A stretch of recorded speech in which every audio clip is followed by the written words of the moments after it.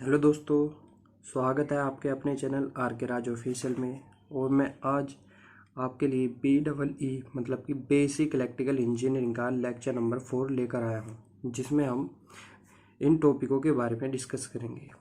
Laws of resistance, प्रतिरोध के नियम क्या होते हैं, और स्पेसिफिक रेजिस्टेंस और स्पेसिफिक रेजिस्टिविटी, विशिष्ट प्रतिरोध या फिर प्रतिरोधकता। हम इन टॉपिकों के बारे में डिस्कस करेंगे। तो चलिए वीडियो शुरू करते हैं। प्रतिरोध के नियम, लॉज ऑफ रेजिस्टेंस। यहाँ पर हम एक चालक के लिए बात करेंगे कि कोई चालक रखा है। कोई चालक, ये चालक किसी न किसी मटेरियल का बना होगा, इसका कुछ ना कुछ एरिया होगा तथा इसका कुछ ना कुछ लंबाई भी होगी, तथा यह किसी वातावरण में रखा है तो उस वातावरण का कुछ ना कुछ टेम्परेचर भी होगा। तो अब हम यहाँ देखेंगे कि जो इस चालक का रेजिस्टेंस होगा, माना इस चालक का प्रतिरोध R है, तो हमने मान लिया इस चालक का प्रतिरोध R है। तो अब हम देखेंगे कि यदि इस चालक की हम लंबाई को बढ़ा दें, या हम कह दें कि ये कोई चालक है और कोई दूसरा चालक हम यहाँ से यहाँ जोड़कर इसे सेम मटेरियल का चालक ही, जिस मटेरियल का ये है उसी मटेरियल का ये है, अब हम इस चालक को जोड़ दें तो क्या होगा, इस चालक की लंबाई बढ़ जाएगी। तो इस चालक की लंबाई बढ़ जाएगी तो हमें ये पता चलता है इससे कि चालक की लंबाई बढ़ती है तो रेजिस्टेंस भी बढ़ेगा। तो हमने देखा कि इसका इस चालक का जो प्रतिरोध R था, तथा जब हमने इसकी लंबाई बढ़ाई तो हमने इनके बीच में एक संबंध देखा। क्या देखा कि लंबाई को बढ़ाने पर इसका प्रतिरोध भी बढ़ता है। तो यह संबंध क्या होगा, समानुपाती का होगा। समानुपाती का होगा, इसे समीकरण 1 मान लिया हमने। अब हम देखेंगे कोई चालक के ऊपर यदि उसी मटेरियल का, सेम मटेरियल का चालक रख दिया जाए तो उन दोनों चालकों के मिलने पर टोटल चालक का क्रॉस सेक्शनल एरिया बढ़ जाता है, और एरिया बढ़ने पर इस चालक का जो प्रतिरोध होगा वो घट जाएगा। तो हमें क्रॉस सेक्शनल एरिया, कंडक्टर का क्रॉस सेक्शनल एरिया तथा रेजिस्टेंस के बीच में हमें एक संबंध दिखाई देता है जो कि विलोमानुपाती का है, मतलब कि R विलोमानुपाती A, cross sectional area. तो हम समीकरण मान लेते हैं इसे सेकंड। तो हमें चालक के प्रतिरोध तथा चालक के क्रॉस सेक्शनल एरिया में दो संबंध दिखाई देते हैं जो कि यहाँ पर लिखे हुए हैं। अब इन दोनों समीकरणों को मिला देते हैं तो हमें पता चलता है कि R proportional to L upon A।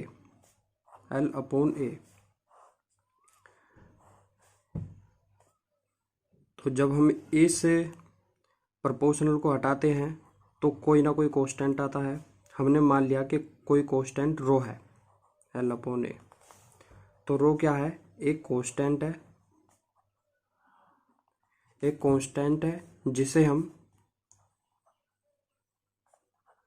Specific resistance कहते हैं।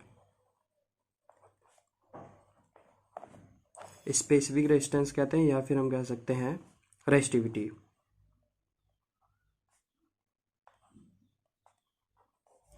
या हम कह सकते हैं रेजिस्टिविटी।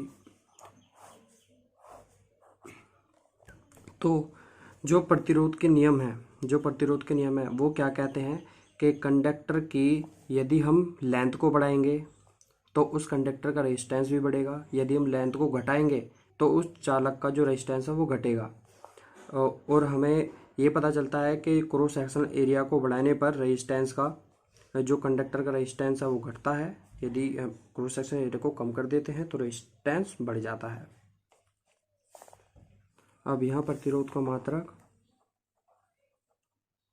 प्रतिरोध R बराबर रो L अपॉन A ओम या ओम होता है। प्रतिरोधकता का मात्रक,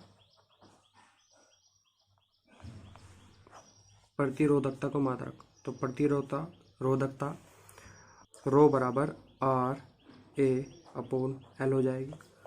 अब हमें पता है कि R का मात्रक ओम होता है क्रॉस सेक्शनल एरिया का मात्रक मीटर स्क्वायर होता है तथा लंबाई का मात्रक मीटर होता है।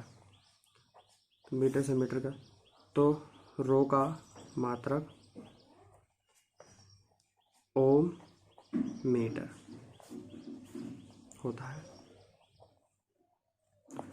तो प्रतिरोध का मात्रक ओम होता है तथा प्रतिरोधकता का मात्रक ओम मीटर होता है। अब हम बात करेंगे कि प्रतिरोधकता स्पेसिफिक रेजिस्टेंस होती क्या है या होता क्या है। विशिष्ट प्रतिरोध तथा प्रतिरोधकता। तो ये प्रतिरोधकता होती क्या है।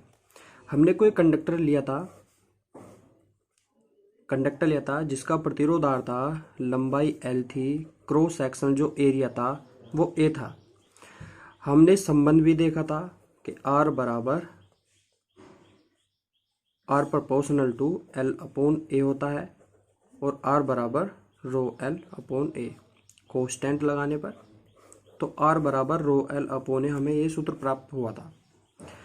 अब हम देखते हैं कि रो बराबर R A अपॉन L।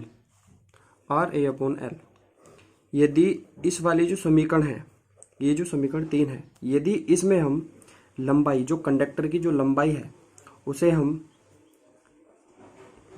1 मान लें तथा ये जो क्रॉस सेक्शनल एरिया है इस कंडक्टर का A, उसे भी हम 1 मीटर स्क्वायर मान लेते हैं, तो क्या होगा। तो ये जो रेजिस्टिविटी है वो हमारे रेजिस्टेंस के तुल्य हो जाती है, मतलब कि रेजिस्टिविटी रेजिस्टेंस के बराबर हो जाती है। अब यहाँ पर इसकी डेफिनेशन में लिख देता हूँ, फिर इसे समझाऊंगा। तो डेफिनेशन लिख दी है। तो डेफिनेशन में लिखा है, जब किसी चालक की लंबाई 1 मीटर हो तथा चालक के अनुप्रस्थ काट का क्षेत्रफल 1 मीटर स्क्वायर या फिर वर्ग मीटर हो, तो ऐसी स्थिति पर जो चालक का विशिष्ट प्रतिरोध होगा वो उस चालक के प्रतिरोध के इक्वल होगा या फिर उसके तुल्य होगा।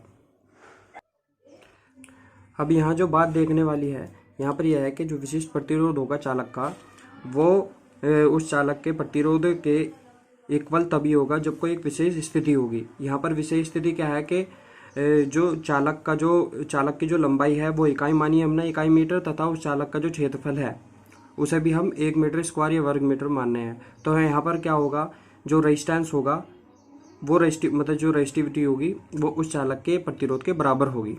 अब यहाँ पर ये भी ध्यान देने वाली बात है कि ये दोनों चीज़ें अलग ही होती है, क्योंकि प्रतिरोध जो होगा वो लंबाई पर और उसके क्रॉस सेक्शनल एरिया पर या फिर उस वातावरण जो वहाँ पर रखा है उन सब चीज़ों पर निर्भर करता है। लेकिन जो रेजिस्टिविटी होती है वो केवल उस मटेरियल पर निर्भर करता है जिससे वो कंडक्टर बना हुआ है, क्योंकि प्रत्येक मटेरियल किसी न किसी चीज़ का अलग अलग बना होता है और जैसा वो अलग होगा उसी प्रकार उसकी स्पेसिफिक रेजिस्टेंस या प्रतिरोधकता उसकी एक विशेष होगी, अलग होगी। अगर आपको वीडियो पसंद आई हो तो इसे लाइक कर देना, कमेंट करके ज़रूर बताना कि आपको ये इन्फॉर्मेशन कैसी लगी, मेरा लेक्चर कैसा लगा, और मेरे चैनल को सब्सक्राइब कर लेना। अब हम मिलते हैं BEE के एक नए लेक्चर में, जो कि लेक्चर नंबर 5 होगा। तब तक के लिए बाय।